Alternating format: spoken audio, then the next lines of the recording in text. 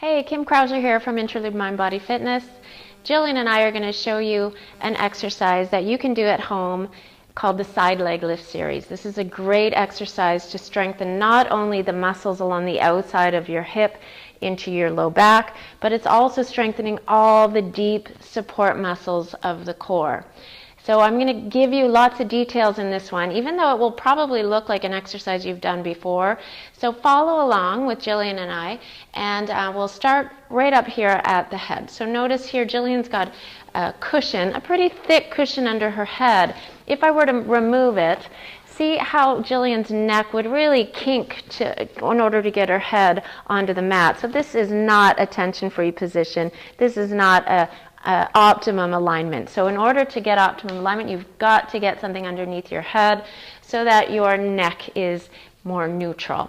Moving down to the shoulders, this bottom shoulder needs to be drawn down and under so the top shoulder can sit directly on top of the bottom one. So you don't want your bottom shoulder forward or that will twist your body. So bring it back and stack the top one on top. So this area here looks very symmetrical.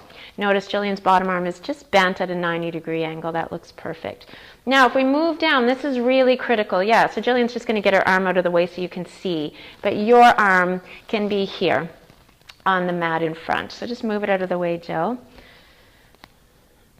So through the side of the body, if Jillian were to succumb to gravity and just relax through this side of her body, her waist would fall to the mat, and you can see that her pelvis and her ribs on the top would come very close together. Pelvis and ribs on the bottom would be spread apart. So that position, again, is not an ideal symmetrical alignment. So Jillian's got to work, and you are going to have to work against gravity in order to create this symmetry. So you can drop just a little. So yeah, so you have this symmetry through the waist, this equality, equal distance from the bottom of the ribs to the top of the hip on both the bottom of the body, the underside of your body, and the top side. So this is really important. Then you could take your hand and just run it down in front of the ribs. So you want to make sure that your ribs aren't flaring forward or your belly isn't falling toward the mat. Gravity is going to exert a different pull on your body when you're on your side. So you want to have that subtle anti-gravity tone, not an exaggerated or extreme contraction that's going to affect your ability to still get that effortless breath going. But there's enough tone there that you can sustain this position. Your bottom leg can stay bent, but let's take the top leg, stretch it out in line with the body. Super important here that your leg is not in front of you, and you will probably have to glance down and look. If your leg is in front of you, then you're going to end up working the front of your hip, which is not the goal in this exercise. That leg has to be right back. You might even consider doing this against a wall and bringing your heel back until it touches the wall.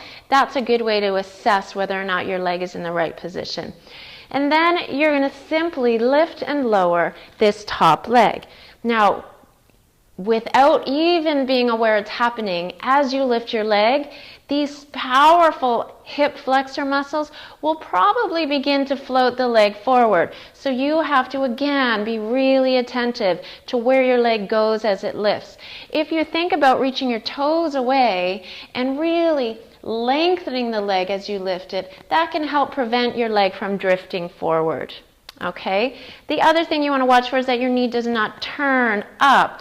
Just a little bit of a turn in your knee and your foot, again, will call on those anterior flexors and take you out of your goal, which is the back line of the leg into the butt, into the glutes, to the outside of the hip.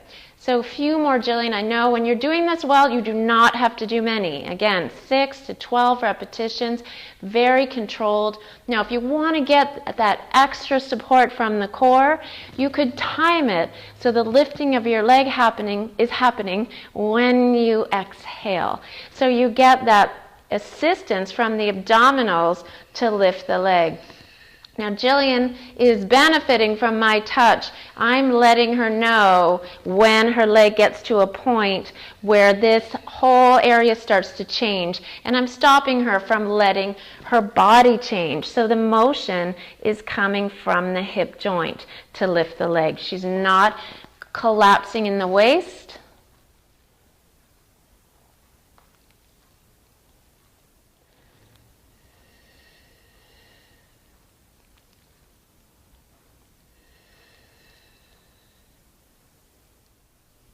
And she's keeping that nice supported contraction. The leg, you'll notice, is not going very high if she's performing and executing the lift and lower well. She's not going to be able to get a lot of height. So that's plenty, Jillian. Excellent. Bend that knee. Take a little breather. And you want to go on to the other side. Run through the checklist. You might want to play this video again if you need those same reminders for your second side, and repeat the same thing on the other side. Thanks for watching.